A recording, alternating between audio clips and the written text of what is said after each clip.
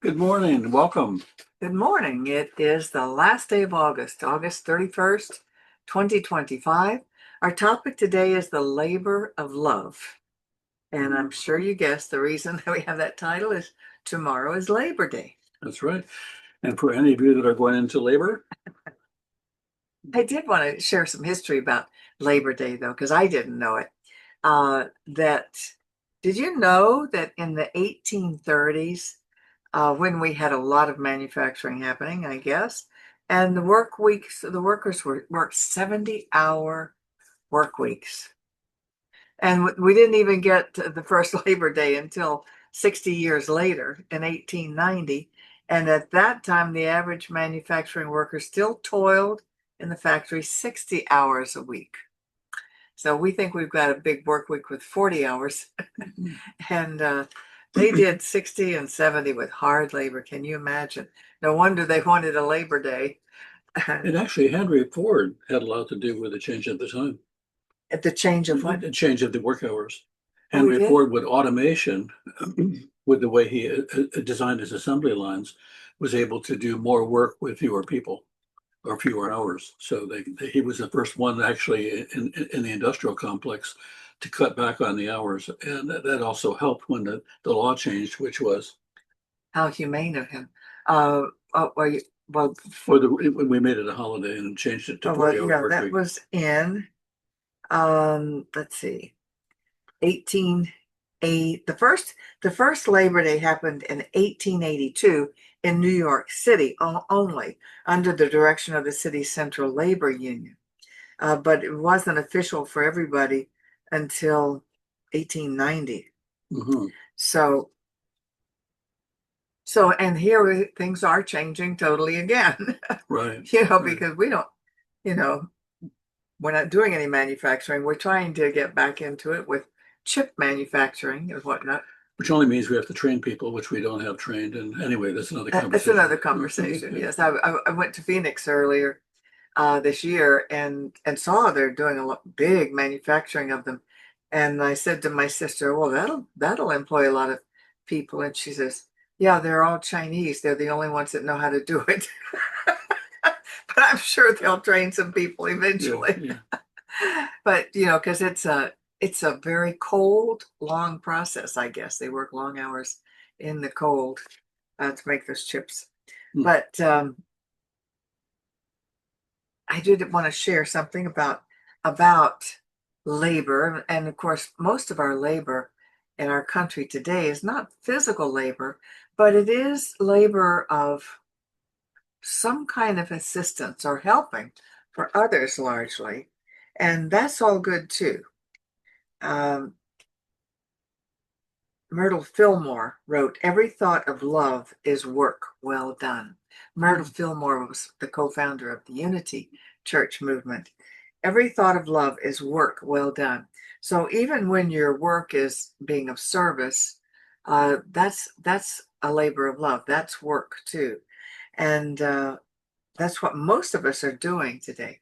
But this concept goes back to Hebrew. In the Hebrew language, avodah originally meant work, but it also meant worship and service. Hmm. So in biblical times, it was used to describe both physical labor and acts of devotion to God. So metaphysically, avodah reminds us that all work, whether it's with our hands, our hearts, or our minds, can be a sacred offering to Spirit. Yeah, it reminds me that I think a lot of in the Jewish tradition, and I don't know it well, so there may be an error, but there is often a higher regard for labor as a spiritual Mhm. quest than there is in any of the other traditions that I know of. So achieving great things in the material world can be seen as a spiritual accomplishment, and Mhm. and I think it's nice to be able to see how our spirituality can be a part of everything rather than just those things having to do with what we think of as religion or church Or prayer. or prayer or Yeah, meditation. Yeah, interesting. absolutely. Um, so tell them about what you got Well, in meditation. Judith has been doing a meditation recently, which I thought was her own invention. It turns out it isn't. She got it from Suzanne Giesemam. Suzanne Giesemam, and the question that Judith posed, and she's been answering on a regular basis, is when we meditate, what is it I need to know? And Today. today, and so I'll do it. So close my eyes and I waited. And I'll do it. And what do I need to know today? I mean, it's not like I don't already know everything. And what I heard, which is really, really interesting, is do you love to get, to give, or to be? And are you living your life to get love? Are you living your life to give love, or are you living your life to be love? And that was Profound. profound at the very least. And I began to scratch the edges of that. And I thought, how often do I go to work to get love? And when I say get love, I mean to get appreciation, to get acknowledgement, to get recognized. And maybe then that's sometimes why it doesn't work. Yeah, because that's the wrong place to go to get love. It's the right place to punch in, the wrong place to go to get love. Well, and then I went a little deeper and I thought, well, maybe I go to work to give love. I do. And how does that go? Well, in some cases, people are not receptive. They don't understand it. They're not interested in it. They've already got enough of it. And I thought, wow, that's interesting because when you go to give love and it isn't necessarily received or received well or understood as a gift, that's just as difficult as going to get it. Going to get it or going to give it are both self-serving. And the giving love is to, at some level, acknowledge that part of ourselves that has to do with love that we want to feel and experience. Yes, I was a very loving, kind person today. And I gave love today, and wow, that feels really good. Well, What a good boy am I. yeah, well, good man. I'm a manly Man. Yeah, yeah. No boys in this club. So what's interesting is how those become positive but self-serving at the same time. And the getting love, I think, is the least self-serving or the least beneficial in terms of the real world because there aren't many places where you can go to get love where love is going to be given unless you pay for it. And then it's not real love. Not It really. just looks like love, and maybe feels like love for a minute. For a little bit. For a little bit, And we'll have to edit this part out. Oh, that's You right. never did that. That's right. did We're you, dealing. Bob? That's right. We're dealing with adults here. We can do this. And the giving love, I think, is often a self-aggrandizement. It's often the need to feel that we have value. And then there's the third one, which is how can we be love? And I thought, wow. So I took this lesson to heart and I said, I'm never meditating again. I don't need this kind of information. But I thought about it in relationship to everything I do and in every conversation. And I'm invite you to really look at, are you being love? That is, are you an expression of love in your daily moment to moment experience? Or are you trying to be loving because it's the right thing to do? And that's okay too. It's better than being nasty or hateful or being unaware that that the way you express yourself has any impact at all. But being love is another thing. And I thought about it in another context. Some of my favorite comedians, they they're they are not comedians to get people to laugh. They are Mm, comedians who are laughing inside before they even deliver the line. Their laughter, their internal process is not for anyone else. It's for them to, they're an expression of that humor. And the expression of that humor is so much richer than, I hope you get this. I hope you laugh. And if you laugh, then I know I'm funny. And the being funny really is not for the benefit of anyone else. In fact, it's really for the benefit of one's own inner core. So however you are being has an impact in so many more ways than you realize with other people. And doing anything other than being is a doing, and the doing is usually by decision or by default, but it's a doing nonetheless. exactly. And that's it. We can wrap up here. I've got a Buddhist story that illustrates this Oh, yeah. beautifully. So there's a story about a Buddhist monk who asked his students this question. He says, "You are holding a cup of coffee, and someone bumps into you. and you spilled the coffee. Why did you spill the coffee? When the students thought about it and said, because someone bumped into me. And the monk shook his head and said, no, you spilled the coffee because coffee was in your cup. If tea had been in your cup, you would have spilled tea. Whatever is inside you is what will spill out when life shakes you. If you carry fear, anger, or jealousy, that's what will spill. If you carry love, kindness, and compassion, then that is what will come out. That's really, really, really powerful. It takes me back to when I was a student in college and we learned about David Hume, the philosopher, who said, and he used this as an example, when you hit the ball with your cue ball, or with your what do you call it, the stick, and it rolls into the next ball, you would say that it hits the ball and pushes it. I would say the ball moved this far and then stopped, and the other ball began to move.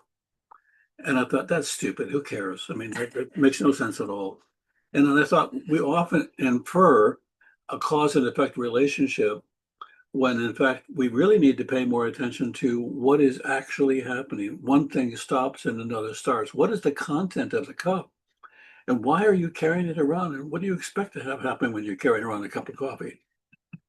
Well, we don't think of our relationship to the incident. We think of what happened as an accident, and usually, almost always, it's someone else's fault, and that's not helpful. And as we, it is, well, the illustration is helpful. Oh yeah, And yeah. I had an unpleasant incident happen that Bob helped me come to terms with. Um, that was a perfect illustration of this, about how I responded to a very tense, unpleasant encounter.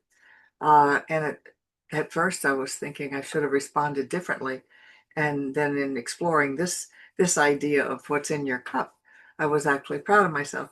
But we live in a condominium.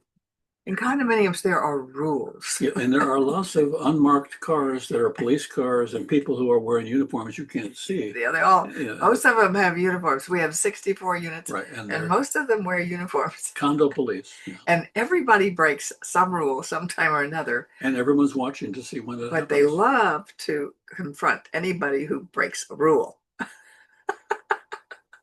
I first noticed this years ago when I had my first condo, but now I'm on the board, so it's a little bit different, because that I'm on the board, I'm supposed to be a perfect rule follower, which is impossible. We have so many rules, you can't possibly follow all the rules. Nor would you necessarily want to. That's true. But at any rate, my mea culpa sin was that I parked in an empty space where nobody was For just a few minutes. for a short time to bring in a wagon full of groceries, because I can't carry them up to the second floor. So I need to go in the elevator. Right. And the cause of all of this was Costco. Yes. Okay. And 24 Pellegrino bottles that I didn't want to carry up. So anyway, there were 4 spaces available, and I'll just park briefly in this spot, run the things up, go back down, and I won't offend anybody. As it turns out, I had definitely offended somebody. That, as a matter of fact, that somebody pulled behind my car perpendicularly, so that I couldn't back out, and actually causing a parking Right. crash hazard Right. for So other people. it was the owner's spot, the I owner's space. I And we know when you own a space, you have to protect it. You know, even if there's nobody in it, you have to protect it. You guard it with your life. You get up in the morning, you look out, is my space taken? Right. I actually thought I knew whose space it was, and I thought that person was away on vacation. Right. So that was my thinking. Turns out my thinking was wrong. And this person was very upset. And I recognized this car, was able to call him, and he came down and said, "Why did you park in my spot?" And I said, "Well, I thought it was somebody else's spot who I thought was on vacation, and I just was taking groceries upstairs." "Well, why didn't you park in there's one spot that has a big X in it, and that X means don't park here. But everybody parks there to take groceries in, or But not the vice president of the board. She like parks in someone else's space that is being guarded. so not only did he come and want to know why I was such a big offender of the rules, and understood, but he said, "Why didn't you do what everybody else does?" And I said, "Because I'm always getting calls when anybody parks in that spot that nobody should be parking there."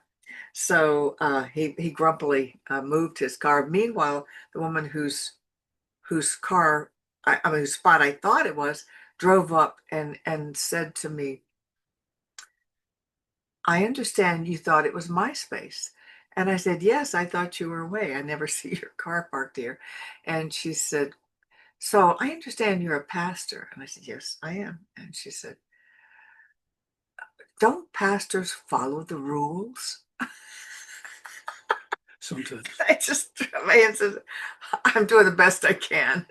And, and fortunately got to move my car, but not until I got a few other aspersions cast at me from the person whose place I had taken about what a bad board director I am. And so those kinds of things are a little unsettling.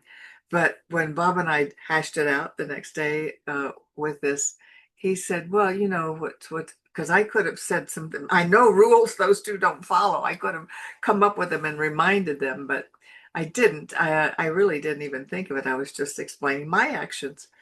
And so Bob was very kind and said, "Well, that's a perfect example of what was in your cup. You didn't have anger, you weren't blaming, you weren't casting aspersions. You just said what was going on with you. And that's what's in your cup, which is not a lot of animosity," which was a great illustration, made me feel all better about my breaking the rules. Oh my, oh my. So Well, and I think your illustration is it happens every day. How many of you have gone to change lanes and there was a car in the lane next to you and you didn't see it, and then when you make a correction, and in many cases you say I'm sorry, and that person, yeah, gives you the finger or says something, you say it was a mistake. You can't make a mistake. There's no room for mistakes here. Okay, well, you're going to make mistakes. You're going to break a law every now and then, and you're going to break rules. And we're not perfect, but could we be love rather than I'm going to be kind and loving and forgive you for this terrible thing that you have done, which, by the way, means that you're less than I am. Just remember that. yes. Let's And be clear yeah, let's about be who's the clear. saint here. And I am now superior. And when I break a rule, I will have 8 credits toward breaking that rule. And I only actually have a 2 credit law broken, right? And I'm storing my credits. And we end up being very petty because in many ways we're Oh, very you're wet now. Oh. yeah. If somebody's got their if you could mute yourself, that'd be great. So what's sad is how petty we can be when when we are actually feeling small. And I think to be bigger than that is for us to be able to say, I'm capable of being love rather than trying to decide if I can get it or give it. I think that's just a brilliant concept. And I think that we all would like to do that. How can I just be the love in this situation instead of be the best or be impressive or have someone like me or whatever all the motivations are that we have for our behaviors? But can I just be love in this situation? And I think we had some experiences with that even in our evening yesterday evening, because we had a night out and things weren't exactly as we expected them, and it could be a little disappointing.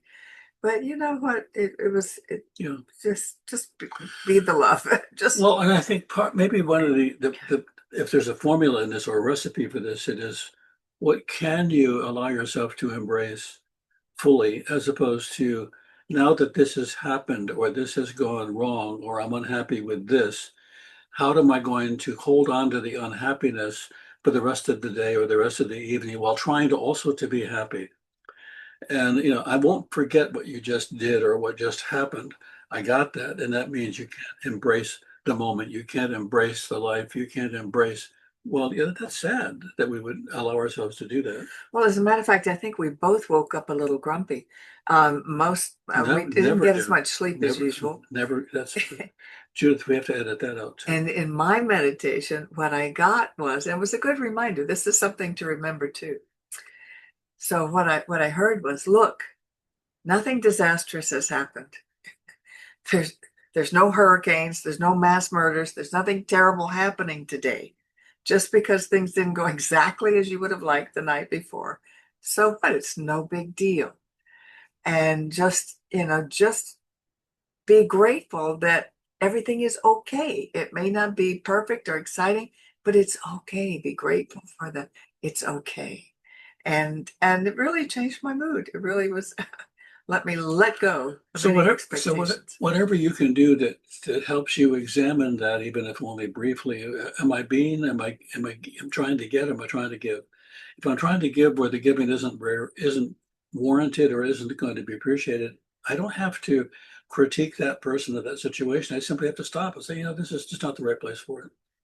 And the same thing is if I'm going to get love, and the person I go to or the situation I go to where normally the getting is good, it isn't so good, then I need to stop right here, as opposed to, well, that's going to ruin my day. And I've heard that a lot of things. Yeah, well, I got up this morning and the damn coffee percolator didn't perk, and it's just been that way ever since. How is it? Well, I've been adding everything. The traffic was heavy. Was it worse today than usual? No, but it was the traffic today, along with the non-perking. That got me. Like when things don't perk, I don't feel good. And I think sometimes, I don't know about you, but I think sometimes I wake up in the morning looking for the first thing to be upset about, and then they're able to hold on to that for the rest of the day. Well, it all started. You know, the pillow that I sleep on wasn't as cool as it normally is. I don't know what happened. It's just, oh, it's been a hot day ever since. We tend to do this, and I think in a way what we do, and I hate to say this, is as adults we have many tantrums, many tantrums often, and there is kind of, and I think at an unconscious level, it's if I get mad here, and I let you know, God, by the way, that I'm talking to you, that I'm mad, you will say, "Oh my goodness, I'm so sorry. Let me correct that as quickly as we possibly can." And if we lived in the world where God was like a parent who recognized that you were uncomfortable and didn't want you to cry and could intervene, that would be great. But the God that I know says, cry as long as you need to until finally you're out of tears. Cry until you find something to smile at. And it's going to be up to you to decide what things you're going to smile at and what things you're going to cry over. And so, for those of us having many tantrums several times a day, the task is have fewer of them for shorter periods of time, less often, and watch your life get better. Wake up. Yeah. Wake up. And when, Smell the coffee that is not perking. right, and when somebody calls you in your tantrum, you can say, "That's well yours," or you can say, "Yeah, that's a good point. Yeah, wow. I guess I need to stop doing my tantrum." Yeah, So it is time. I know. We've used up the time really, and I've heard people coming on, and I think hopefully not going off. Yeah, maybe going off, maybe coming on. So we did want to just give a little quick reminder here that Wow. we When that I get that sound, the people are going, we go to do this is time for you to get boom, boom, boom, boom. People are don't need to be that part. That's right. boom, Relax. boom, boom means we're They're hearing signing off. Yeah, we hear you signing off. Yeah. So, and that's okay because the people that are signing up already know this part of it. and probably have already given. They don't need to be told. And if you support our organization, we can live a little longer. And the truth is, that's true. And right now, it's especially true, and not for us, but when I see PBS working so hard to try to recapture the money they lost, I mean, I know they need money, and I get tired of hearing about it. At the same time, I need to get over being tired of hearing about it because they really do need it. And so if you don't know how to support our work and the center, you go to our website, which is cslpalmbeaches.org, click on ways to donate, and you can easily donate. We like to say this affirmation together because we believe it's true that as you give, you do receive. It is the law of circulation. And so we say this affirmation together. This one, our dear friend Sandy Marchman, that just made her transition, gave me because it's the one she liked. And I like it too. So it's in honor of Sandy today. My investment today is made Made with the with a full full realization that that God is the source of my supply and returns it to me enriched and multiplied. So it is. So be it. And whoa, what happened there? Cancel. Got it. And stop recording.